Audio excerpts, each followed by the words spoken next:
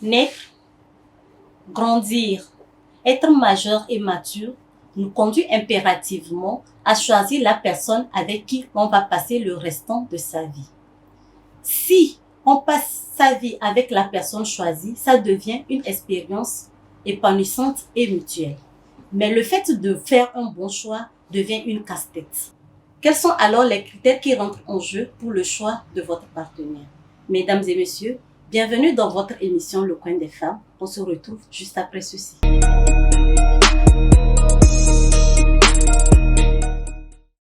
Pour en débattre, je ne suis pas seule. Je suis avec Manuela. Bonjour Manuela. Comment tu vas? Bien, merci. Et toi? Ça va et la semaine? Ça va, ça a été en grâce. Merci. Vous l'avez demandé, elle vous a épaté lors d'une ancienne émission. Elle est encore là aujourd'hui pour vous conseiller. Je veux parler de Madame Sandrine Balé-Tchalo. Bonjour Madame. Bonjour ma belle, comment tu vas? Je vais bien, merci. Chez vous? Je rends grâce. Et de notre second invité, Monsieur Joseph Badjola, consultant en ressources humaines. Bonjour monsieur. Oui, bonjour madame, comment vous allez? Je vais bien, merci. Chez vous? Ça va. Nous vous remercions d'avoir accepté notre invitation. Je suis un plaisir. Ok, comme l'honneur revient au nouveau, donc je reste toujours avec vous. Et je m'en vais de ce pas vous poser la question de savoir quels sont les critères qui rentrent en jeu pour le choix d'un conjoint. Je vous remercie. Merci une fois encore pour m'avoir invité. Tout le plaisir. Et je remercie aussi tout le panel ici présent.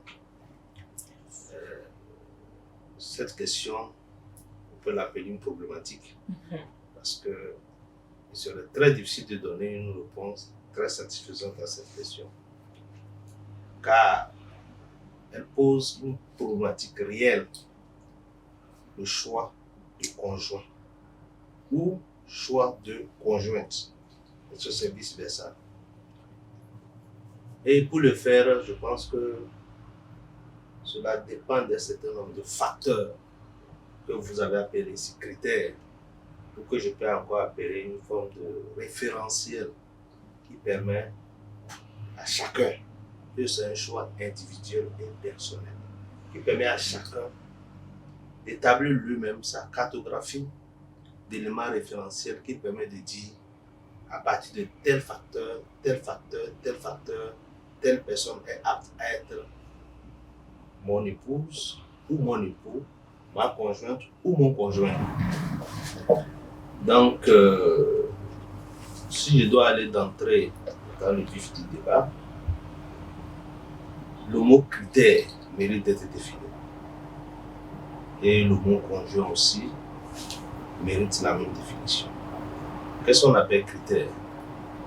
Le mot critère vient d'abord du mot latin criterium, qui veut dire référence, le principe qui permet d'évaluer, d'apprécier ou d'analyser quelque chose. Donc, à partir de cette définition, nous pouvons dire simplement que critère veut dire quoi? C'est juste un ensemble de principes ou de référentiels qui me permet à moi ou à l'autre de juger de la personne qu'il me faut pour le reste de ma vie, comme vous avez eu à le dire dans votre introduction. Et, chemin faisant, ces critères ne sont pas tous consensuels. Ces critères sont subjectifs par rapport à l'appréciation de tout un chacun. Un exemple de critère, si vous me permettez d'aller dans le débat, un ensemble de critères, on peut parler par exemple du critère moral. Donc, si un homme veut choisir une femme comme épouse, le critère moral c'est quoi? Par exemple, il peut dire elle doit être une femme polie. Comme on le dit, avoir une bonne moralité. Ne pas être une femme querelleuse. Voilà, ça veut dire que quelqu'un qui voudrait épouser une femme met en place un certain nombre de critères sur le plan moral. Ce sont ces exemples-là que je viens de citer. Maintenant, quand il a affaire à une femme, il vérifie au niveau de cette dernière, est-ce qu'elle est querelleuse? Si c'est oui, il dit non. Si elle n'est pas querelleuse, il regarde. En plus de ça, est-elle polie? Si les critères sont remplis, il dit, ah, sur le plan moral, ces deux éléments me permettent de dire que celle-ci là, elle est admissible. Maintenant, on peut choisir un autre critère. Critère religieux ou spirituel. Un homme va vouloir dire que moi, je ne veux pas me marier à une femme qui ne va pas à l'église, qui ne connaît pas la face de Dieu. Il va se poser la question de savoir, est-ce que celle-ci va-t-elle à l'église? Si oui, elle va à l'église, est-ce qu'elle respecte les principes spirituels édictés dans cette église? Si c'est oui, le critère là aussi est validé. Maintenant, quand on prend le critère socio-éducatif, il va vérifier, voir, est-ce que celle-ci, d'abord, elle a reçu une bonne éducation. Chez nous, une bonne éducation en Afrique, c'est quoi? Savoir faire la cuisine, savoir faire le ménage, savoir tenir le foyer, savoir tenir la propriété des enfants. Si, tout de suite, il ne peut pas savoir si c'est les enfants ou pas, mais il regarde par une certaine observation, le terme, comment elle est dans sa propriété pour voir, ah, celle-ci pourrait s'occuper bien de mes enfants. Et si, pas des éléments d'appréciation que le monsieur lui-même voit à travers cette dernière, comment elle vit dans sa famille, comment elle vit dans la société, il va dire, ah, celle-ci, ce critère est validé. Maintenant, il y a aussi d'autres critères. On peut le dire. On appelle ça souvent en psychologie critères un peu érotiques ou sexuels. On ne va pas passer outre cela. Ça fait partie du mariage. Voilà, il va voir, ah, ok. Souvent, nous les hommes, on se dit, bon, à la voir comme ça, là, c'est sûr qu'elle sera bonne au lit ou pas, tout ça, là. Bon, ça aussi, c'est des éléments d'appréciation, c'est des critères qui permettent le choix du conjoint ou la confirmation du choix du conjoint. C'est un autre critère aussi. On peut parler aussi de... Il y a une pléiade de critères qui permettent d'apprécier. Mais nous allons citer seulement quelques-uns, puisque même si on commence d'aujourd'hui jusqu'à demain, on ne finira pas les critères. Mais il y a aussi des critères sur lesquels souvent on se plante. Pourquoi je veux parler de ça? On se plante parce que on dit c'est pas tout ce qui brille qui est or. Et l'apparence aussi étant trop grande, tu vas voir une qui donne l'impression à première vue de savoir faire bien les choses. Parce que si déjà on est intégré copain, copine, on se côtoie, les premiers moments, elle donne l'impression d'être bien, de savoir faire les choses, juste peut-être qu'elle va t'attirer. Maintenant, tu tombes dans le piège. S'il arrive à ce que vous soyez finalement mariés, tu te rends compte que j'avais mal apprécié des choses. Souvent aussi, on regarde la forme, critère forme. D'autres vont dire, je veux skinny. Je porte les mots de réseau. Voilà. Non, d'autres préfèrent même appetit, même avoir le matin, soit grasse de chair, voilà. Et après, voilà. Ou même qu'elle soit jolie de visage. Voilà. Souvent, on tombe aussi dans les rangs, on voit très joli de visage, c'est très bon. Voilà, tout est. Oh, c'est des additifs. Pas de balle perdue.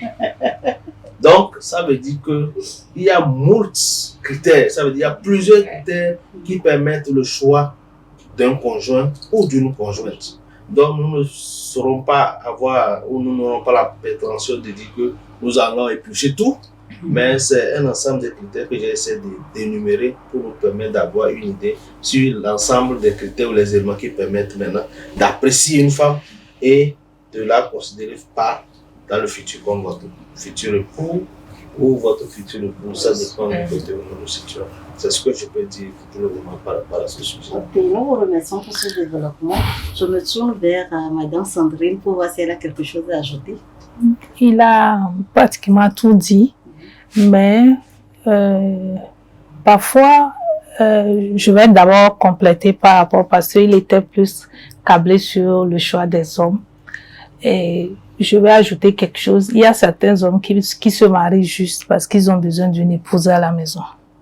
Il y a ce genre de cas. La dernière fois, je discutais avec une amie qui me parlait d'un pasteur qui a perdu sa femme. Et après l'enterrement, il se retrouve avec son enfant et il sait rien faire. Il sait rien faire. Il va au marché avec son petit garçon. Maman a l'habitude d'acheter ça, maman a l'habitude d'acheter ça, et au bout du compte, il dit, je peux pas rester seul. Il va dans une autre église des assemblées de Dieu, il dit, il a vu une veuve, il demande à la veuve, est-ce que tu veux m'épouser? Et la femme a dit oui, parce qu'elle aussi, elle était seule.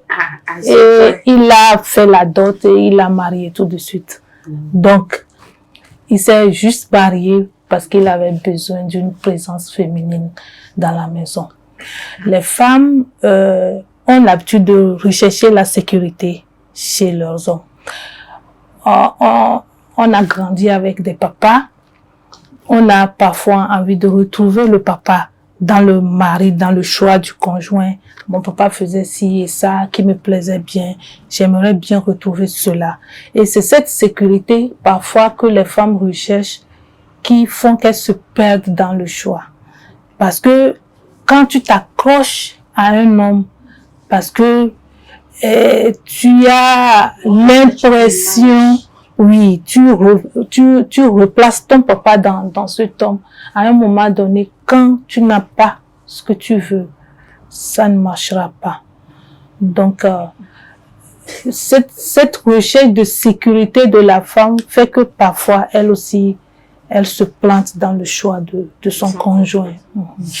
Parce que dans tous les cas, la femme, la plupart du temps, soit elle recherche une sécurité affective ou elle recherche une sécurité financière. Est-ce que le gars, il travaille? Est-ce qu'il a une moto, une voiture? Donc, ça sont les critères sur lesquels la femme, parfois, ne regarde pas trop le charme, la beauté, et tout. Mais si elle a un homme qui lui couvre de l'affection, qui lui couvre de cadeaux, de tout qu'elle aime, c'est déjà suffisant pour elle. Donc, je vais rebondir un peu sur ce que vous avez développé. Vous avez dit souvent, nous les femmes, on recherche un partenaire à l'image de nos parents. Imagine qu'on a un père qui n'est pas idéal, mais qui est violent. Est-ce que dans ce cas, la femme va rechercher un homme violent pour refléter l'image de son papa? Parfois, inconsciemment, elle se retrouve dans une relation comme ça, avec un homme violent. Et ayant déjà vécu ces situations avec ses parents, elle se prépare aussi autrement pour affronter cet homme violent. Elle se laissera peut-être pas faire comme sa maman. Elle va l'affronter. Moi, j'ai discuté avec des femmes. Elle me dit, il a l'habitude de me gifler. Pour rien, il me donne une claque. Bah, une seconde. Quand je veux réagir, j'ai déjà reçu la seconde claque. Et un jour, je me suis braquée. J'ai dit, mais dès que j'ai reçu la gifle, je lui ai rendu la même gifle en même temps. Et il s'est braqué. Il dit, oui, on va pour tout maintenant que c'est fini, c'est la dernière fois que tu me gifles. Et effectivement, l'homme a compris la leçon et ça s'est arrêté. Donc, on peut se tromper, mais dans ce genre de relation, se retrouver quand même et faire comprendre à l'autre que tu n'as pas besoin de faire ça. Parfois, les hommes aussi, c'est parce qu'ils ont observé leur papa tabasser leur mère et c'est resté ancré dans leur esprit, pensant que c'était l'idéal. Pour faire comprendre à une femme quelque chose, il faut être violent, il faut crier, il faut la terroriser pour qu'elle reste tranquille. Donc, peut-être ensemble, on s'éduque, on apprend et on grandit ensemble avec les erreurs que nous avons accumulées de l'éducation que nous avons reçue. Ok. Et moi, Clémence, je pense que ça peut être même le fait qu'elle se retrouve avec un homme violent finalement.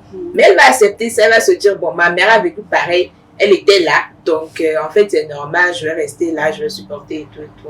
Et il y a des filles aussi comme ça. Justement, j'allais en venir là, donc tu m'as devancé, merci beaucoup. Il y en a qui supportent, mais il y en a qui finissent par craquer. Oui. Parce que elle a vécu ça avec sa maman, elle a vu sa maman souffrir et elle ne pourra pas tenir pour la vie. C'est pas possible. Ok, nous allons marquer une petite pause, on revient juste après ceci.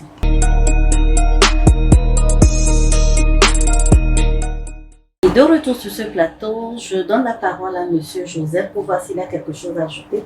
Merci beaucoup. Je pense que Madame Tchalima a essayé d'aborder un certain nombre de critères que l'on appelle dans le jargon sociologique les critères socio-affectifs. C'est-à-dire que le besoin d'avoir une sécurité, que ce soit du côté de l'homme ou de la femme. Dans le choix des critères, la femme regarde, est-ce que cet homme-là peut m'assurer ma sécurité? Le besoin de sécurité se fait sentir. Peut-il s'occuper de moi? Peut-il me défendre? Peut-il assurer tous mes besoins? C'est très important pour une femme. Et aussi, comme elle a assez bien abordé, cette transposition de notre amour affectif vis-à-vis de nos parents, nous voudrions aussi l'avoir dans le choix de notre partenaire.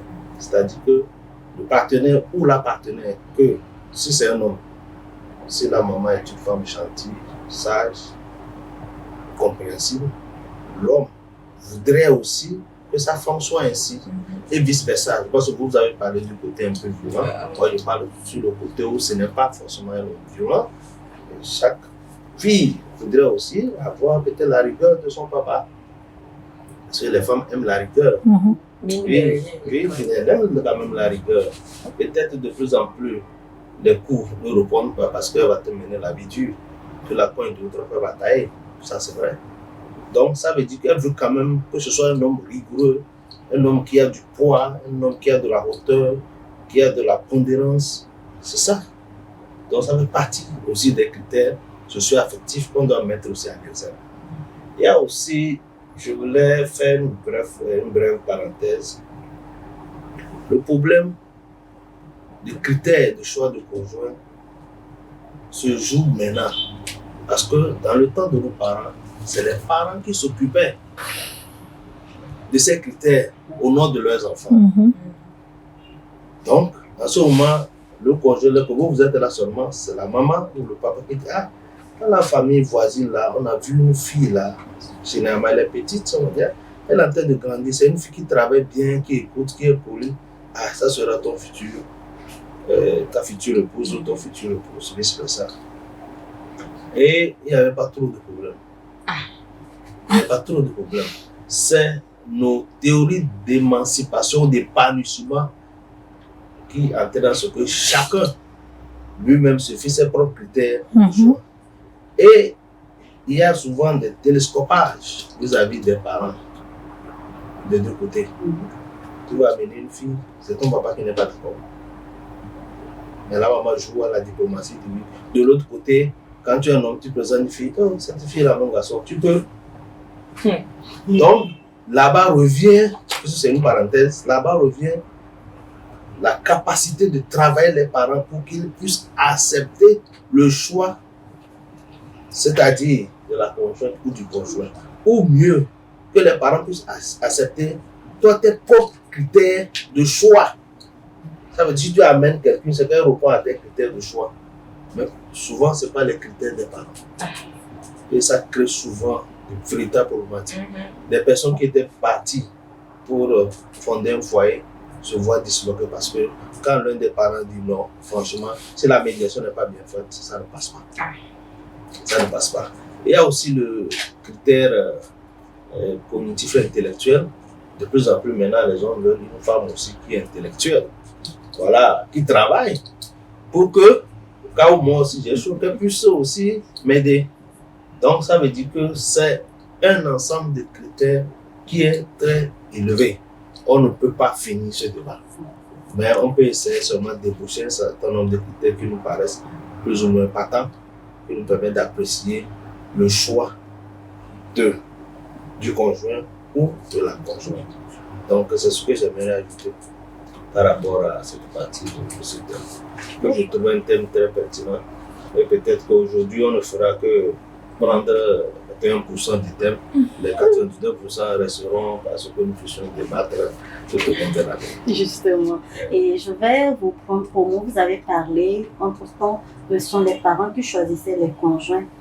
et pour leurs enfants. Maintenant, en tant que jeunes, nous sommes habilités, suite à l'émancipation, tout ce qui va avec, à choisir nos propres conjoints. Quelles sont les erreurs que nous, les jeunes, nous commettons et qui nous conduisent à la dérive? Moi, je peux dire, la première erreur, c'est souvent les critères d'appréciation qui, souvent, ne sont pas très objectifs. Elle a dit ça tantôt, que ce moi, je suis jeune, peut-être je vais parler de conjointe, par exemple. On dit, c'est pas tout ce qui brille qui est or. Souvent, nous les hommes, je parle de la majorité, généralement, je fais toujours cette nuance-là. Nous aimons ce qui est visible et factuel. Quand tu veux présenter maintenant une conjointe, une femme, une copine, une fiancée, trouve le mot qu'il faut, tu dis, ah, tu dois présenter quelqu'un qui est comme ça à mes parents. Je ne sais pas où vous voyez. Donc, ça veut dire que tu viens aller prendre aussi quelqu'un aussi qui est comme ça. Quelqu'un qui est comme ça, là, ça a du prix. Quand tu vois ça, c'est qu'il y a du prix. C'est le travail qui est fait là-bas. Donc, ça veut dire que quand tu griffes, c'est une charge. Quand tu viens, tu la présentes aux parents. Les parents disent, la fille là, tu peux. Bon, il y a un débat qui se fera. Donc, ça veut dire quoi?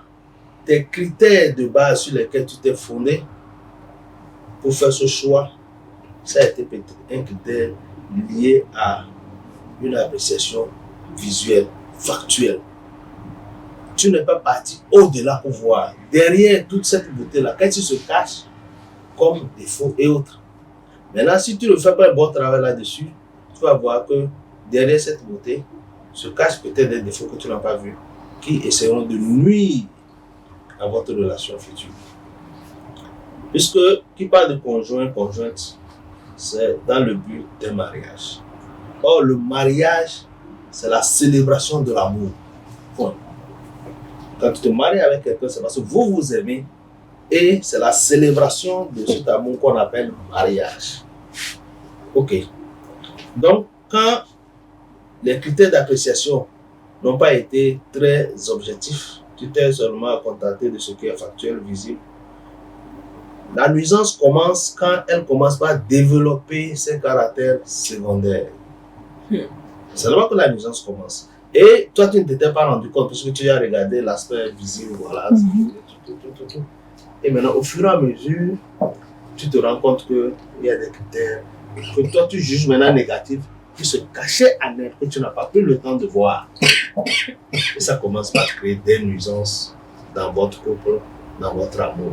Puisque là où il y a amour, c'est incompatible avec une nuisance. Quand la nuisance vient, ça veut dire que les deux parties vont partir.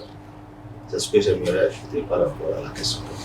Merci, M. Joseph, pour ce développement. Je me tourne vers Mme Sandrine pour voir si elle a quelque chose à ajouter là-dessus. Je rebondis sur la spiritualité parce que je crois sincèrement que si le choix du conjoint était plus ou moins basé, c'est-à-dire quand une personne se prépare spirituellement à rencontrer l'être aimé, il rencontre la vraie personne. Si vraiment il prépare son âme et son esprit à rencontrer la bonne personne, il la rencontre. Parce que l'univers et même le Dieu, s'il ne prépare les choses pour qu'il rencontre la bonne personne. Donc, dans le passé, nos parents prenaient le temps de choisir, nos ancêtres prenaient le temps de choisir. Avant de prétendre prendre une fille dans une maison, d'abord ils observent la famille. Ils observent la famille de la fille, ils voient comment ils se comportent, ils regardent la façon dont ils mettent au monde les enfants, leur progéniture, comment les choses, leur vie sociale. Avant de vouloir, c'est parce qu'ils ont observé et ils ont vu qu'il y a de bonnes choses là-bas, qu'ils veulent prendre une fille là-bas ou pour leur garçon. Mais aujourd'hui, lorsque nous mettons l'amour en avant, nous avons vu une femme, elle a une belle forme, ou on a rencontré un homme, il est nanti, il est bien posé, tout. On est attiré par le visuel et tout ce que nous voyons. Mais quand nous présentons ces personnes à nos parents, eux, ils voient au-delà de ce que nous regardons, ce que nous voyons. Donc, la première erreur, c'est que on ne permet pas aux parents c'est-à-dire, on cherche à convaincre nos parents que nous avons le meilleur choix. Au lieu de prendre le temps d'écouter le parent, ah, papa, comme tu as dit ceci, explique-moi pourquoi tu trouves que la fille là n'est pas bonne pour moi. Maintenant, tu retournes dans ton coin et tu pries. Tu essaies d'observer la personne. Tu prends le temps d'observer la personne pour voir est-ce que ce que mon papa m'a dit par rapport à cette fille-là, est-ce que c'est vrai? Prendre le temps vraiment d'observer l'autre et d'apprendre d'elle et voir si nos parents ont raison ou tort. Mais l'autre problème, c'est que tellement on aime la personne qu'on ferme les yeux. Parfois, les femmes font semblant quand elles veulent l'homme. Quand l'homme a déjà, par exemple, eu une déception, quand il rencontre une fille, il lui dit, ah, tu sais, l'ancienne là, elle m'a fait ci, elle m'a fait ça. Ça dit, de temps en temps, il essaye de raconter ce que l'autre fille a fait. Maintenant, celle qui vient là, elle essaie de s'accommoder, de montrer le contraire de ce que l'autre a fait. Maintenant, lorsque elle vient dans le foyer, à un moment donné, quand la vie normale s'installe, tu commences par découvrir les mauvais côtés de la personne. Donc vraiment, je crois que nous devons prendre le temps de prier, de savoir qui choisir et maintenant permettre vraiment à nos parents de nous donner leur avis, de retourner, de faire une introspection, de vérifier. Et maintenant, si vous pensez vraiment que le parent n'a pas raison, en ce moment, vous pouvez convaincre le parent. Mais la plupart du temps, ils ont raison. Ok, maintenant, on quitte le domaine parental pour aller dans la technologie, les sites de rencontres. De nos jours, c'est versé, comme les Ivoiriens, c'est versé partout. Les sites de rencontres, de compatibilité, quoi. Quelle opinion avez-vous? Le sourire en dit long. Bon, moi, je suis une vraie africaine, hein, donc je n'irai pas dire que je suis pour. Bon, je trouve que ce sont des trucs de blanc. Peut-être que les gens peuvent se trouver là-bas et avoir la vie qu'ils désirent parce que ça dépend des critères, comme on l'a dit au début. C'est les critères. Là-bas, on se base plus sur les critères. Je veux... c'est comme j'étais sur internet la dernière fois où la fille dit elle veut un homme avec un truc, ça dit des trucs sexuels, ça veut dire elle donnait des critères et on demande à l'homme est-ce que ça sont des sites de rencontre, ça, est-ce que ton truc il mesure combien de centimètres? Donc vous voyez, ça dit dans ce cas la personne est en dehors de tout ce débat que nous faisons. Carrément superficiel. Oui, elle veut un homme juste pour le sexe. Donc, je ne crois pas que sur les sites de rencontre, peut-être que après avoir rencontré quelqu'un qui répond à tous les critères que tu t'es fixés, tu vas essayer de voir si c'est possible de vivre avec la personne. Sinon, pour moi, c'est non. C'est non. Et monsieur Joseph? Oui, je pense que c'est un secteur que je maîtrise plus ou moins parce que je l'ai étudié. D'abord, je suis sociologue de formation. Les réseaux sociaux, c'est même notre métier, même leur étude.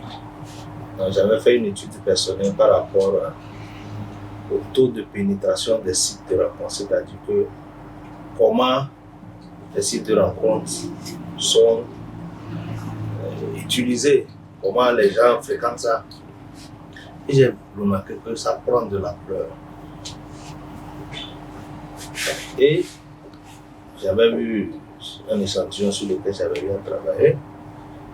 Et je me suis rendu compte qu'en réalité, beaucoup fréquentent ces sites.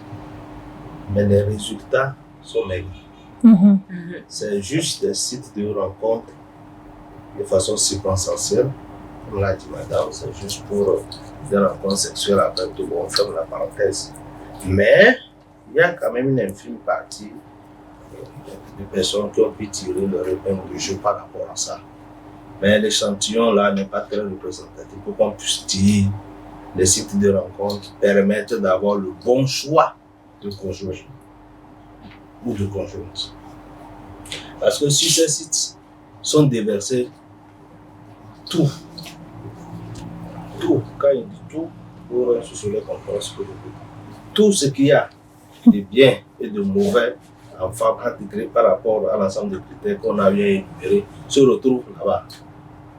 Donc, c'est une probabilité très faible de rencontrer la personne de ton choix. Mais peut-être, ces sites servent juste pour des rencontres circonstancielles, pour une semaine, 2 semaines de relation, 1 mois, plus ou 3 mois, et chacun dans son petit chemin. Des flirts, comme moi, Gina, dans le jargon. Donc, c'est des sites sur lesquels il faut faire beaucoup attention pour ne pas tomber dans les travers de la déviance sociale. C'est ce que moi je peux dire. Ok, je reste toujours avec vous pour votre mot de fin et conseil. Non, le mot de fin provisoire, parce que j'ai dit que c'est un thème qui peut être déroulé jusque l'année, mais pour ce jour, je pense que mon petit conseil que je peux donner à nous les jeunes et à toute la population de l'auditoire qui nous suit, c'est que dans le choix du conjoint, il faut utiliser la patience.